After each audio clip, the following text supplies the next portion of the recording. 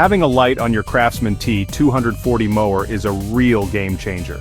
It's a safety feature, plain and simple. Think about it. Cutting your grass at dusk just got a whole lot easier. No more squinting or rushing to finish before it gets dark. Installing a light switch is a job you can handle yourself. You don't need to be an electrician. With a little patience and the right tools, you'll be shining bright in no time. This guide will walk you through every step of the process. We'll take it slow and clear, making sure you feel confident along the way. Before you start, remember safety first. Always disconnect the battery before working on any electrical components. Let's get started. Before we get our hands dirty, let's gather everything we need.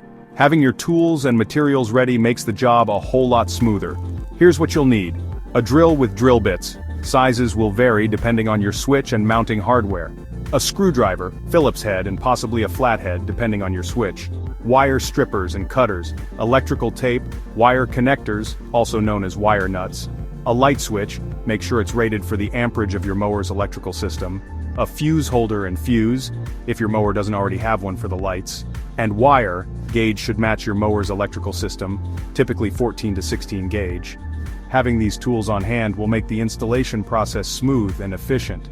Remember, using the right tools for the job is just as important as the job itself. Now that we have everything we need, let's move on to finding the perfect spot for your new switch. Now comes the fun part. Deciding where to put your new light switch. This is where you can get creative. Think about where it would be most convenient for you to reach while you're mowing. The Craftsman T240 has a few good spots on the dashboard. You can install the switch on the flat part of the dash or even on the side, near the steering wheel. It all depends on your preference. Once you've found the perfect spot, hold your switch up to the dash and mark the spot with a pencil. This will be the center point for your drilling. But before you start drilling, there's one crucial step we need to take: disconnecting the battery. Now it's time to wire everything up. Don't worry, it's easier than it sounds. Here's a step-by-step guide. First, disconnect the battery. This is the most important step. Locate the battery on your mower and disconnect the negative black cable first, then the positive red cable. This will prevent any accidental shorts. Next, drill the hole. Using the mark you made earlier, carefully drill a hole for your switch. Make sure the hole is slightly smaller than the size of your switch's threaded shaft. Then, install the switch. Insert the switch into the hole and secure it with the nut provided. If your switch came with a mounting bracket, install that first. After that, connect the wires. This is where your wire strippers and connectors come in.